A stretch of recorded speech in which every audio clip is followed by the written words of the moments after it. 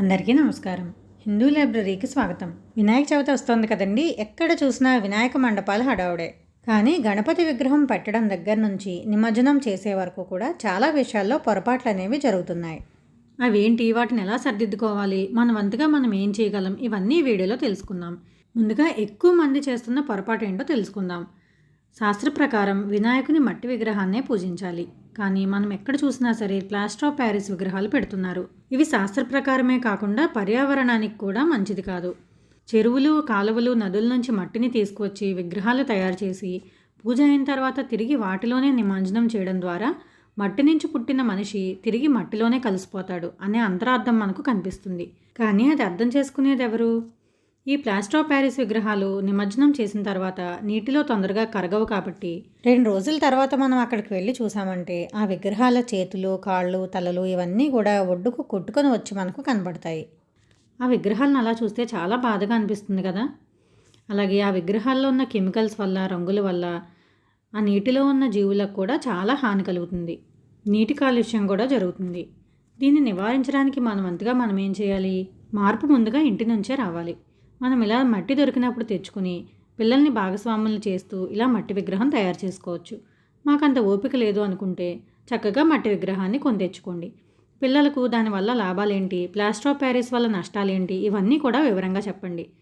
మనం పిల్లల్ని మార్చగలిగితే చాలండి, తర్వాత జనరేషన్ అంతా మార్చినట్టే కదా. తర్వాత మన చుట్టుపక్కల అంటే మన అపార్ట్మెంట్లో కానీ మన కమ్యూనిటీలో కానీ విగ్రహాలు పెడుతున్నప్పుడు వాళ్ళకు కూడా మనం ప్లాస్టర్ ఆఫ్ ప్యారిస్ వల్ల కలిగే నష్టాలను తెలియజెప్పి మట్టి విగ్రహాలు కొనేలా ప్రోత్సహించవచ్చు. ఇంకా మన కాలనీల్లో చుట్టుపక్కల మండపాలు పెట్టే వాళ్ళని కూడా మనం ఎడ్యుకేట్ చేయొచ్చు. వాళ్ళ చందాల కోసం మన దగ్గరికి వచ్చినప్పుడు వాళ్ళకి దీనివల్ల కలిగే నష్టాలన్నీ కూడా వివరంగా చెప్తే కొంతమంది అయినా మారే అవకాశం ఉంది కదా. ఇక రెండో పొరపాటు ఏంటో చూద్దాం. గణపతి విగ్రహాలను తమకు నచ్చినట్టుగా వాళ్ళకి నచ్చిన హీరోల్లాగా రకరకాల థీమ్స్తో తయారు చేయించడం, ఇది కూడా పొరపాటేనండి. ఎందుకంటే మనం విగ్రహాన్ని అలంకరణ కోసం పెట్టట్లేదు కదా, పూజ చేయడానికి పెడుతున్నాం. పూజ చేయడానికి ఒక విగ్రహం పెట్టాలంటే దానికి కొన్ని నియమాలు అనేవి ఉంటాయి. కాబట్టి అవి తెలుసుకుని మాత్రమే మనం విగ్రహాన్ని తెచ్చుకోవాలి. గణపతి కూర్చుని ఉండాలి, 4 చేతులు ఉండాలి, ఒక దంతం ఉండాలి, ఇలా చాలా నియమాలు ఉంటాయి. గణపతి రూపాన్ని బట్టి పేరు కూడా మారుతూ ఉంటుందన్నమాట. కాబట్టి మనం ఏ గణపతిని పూజ చేయాలనుకుంటున్నామో దాన్ని బట్టి విగ్రహాన్ని తెచ్చుకోవాలి. అంతేగాని మనకు నచ్చినట్టుగా దాన్ని తయారు చేయించుకోకూడదు. ఈ విషయం చాలామందికి తెలియకపోవచ్చు. తెలిసిన వాళ్ళు తెలియని వాళ్ళకి అర్థమయ్యేలా చెప్పండి. ఇక మూడో పాయింట్ ఏంటో చూద్దాం. వినాయక మండపాల దగ్గర లౌడ్ స్పీకర్లు పెడతారు కదా, వాటిలో ఐటెమ్ సాంగ్స్ లాంటి సినిమా పాటలు పెట్టడం, ఇది చాలా చిరాగ్గా అనిపిస్తుంది కదండి. మన కల్చర్ని మనమే అవమానించుకున్నట్టుగా అనిపిస్తుంది. వేరే మతం వాళ్ళు ఎవరైనా అలా పెడతారా? పెట్టరు కదా. సినిమాల్లో అయినా సరే దేవునికి సంబంధించిన పాటలు పెడితే ఒక విధమైన ఆధ్యాత్మిక భావన కలుగుతుంది. అలాగే భగవద్గీతను చాలామంది హిందువులైనా సరే ఎవరైనా చనిపోయినప్పుడు పెట్టేదానిగానే భావిస్తున్నారు ఇప్పటికీ కూడా.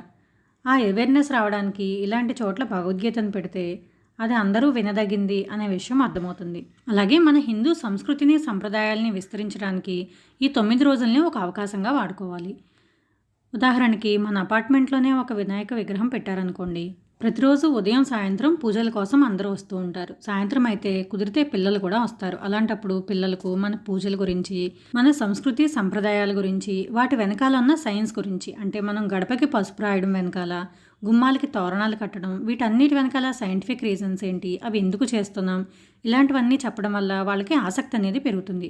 అలాగే భగవద్గీత లాంటివి, ఇంకా నిత్యం చదువుకునే శ్లోకాలు ఉంటాయి కదా, లేవగానే చదువుకునేది, పడుకునేటప్పుడు చదువుకునేది, ఇలా కొన్ని శ్లోకాలు నేర్పించడం, ఇవి నేర్చుకుని వస్తే వాళ్ళకి గిఫ్ట్స్ ఇస్తామని చెప్పడం, ఇంకా పురాణాల్లోని కొన్ని కథలు చెప్పడం, వాటి నుంచి ప్రశ్నలు అడిగి చిన్న చిన్న కానుకలు ఇవ్వడం, ఇలాంటివి చేయడం వల్ల వాళ్ళకి బాగా ఆసక్తి అనేది పెరుగుతుంది. ఇంకా పెద్దవాళ్ళైతే రోజుకొకటి పారాయణ చేసుకోవడం, లలితా సహస్రనామం కానీ, విష్ణు సహస్రనామం కానీ, భగవద్గీత కానీ ఇలాంటివి చదువుకోవడం వల్ల ఆధ్యాత్మికత అనేది పెరుగుతుంది. మన పూర్వీకులు ఏ పండగ పెట్టినా కూడా దానివల్ల పర్యావరణానికి ఏమీ హాని జరగకుండా అందరూ కలిసిమెలిసి జరుపుకునేలాగే పెట్టారు. కానీ మనమే వాటిని కాంప్లికేట్ చేసుకుంటున్నాం. నాకు ఎందుకు ఇవన్నీ చూసిన తర్వాత బాధగా అనిపించిందండి. మీ అందరితో ఈ విషయం షేర్ చేసుకుందామని వీడియో చేస్తున్నాను. ఎవరినైనా హర్ట్ చేసి ఉంటే సారీ.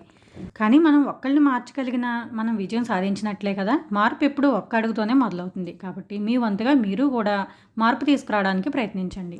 నా అభిప్రాయం మీకు నచ్చితే కనుక ఈ వీడియోని మరో 10 మందికి షేర్ చేయండి. ఇంకా ఇలాంటి విషయాలు ఏవైనా మీ దృష్టికి వస్తే నాకు కామెంట్స్లో చెప్పండి. అలాగే నా వీడియో పైన మీ అభిప్రాయం కూడా తప్పకుండా షేర్ చేసుకోండి. నా ఛానల్లో వినాయక చవితి పూజ, పత్రి వీటన్నిటి గురించి వీడియోలు ఉన్నాయి. ఛానల్ విజిట్ చేసి వాటిని కూడా చూడండి. మరో ఆసక్తికరమైన వీడియోతో మళ్ళీ కలుద్దాం. సర్వే జన సుఖినో భవంతు.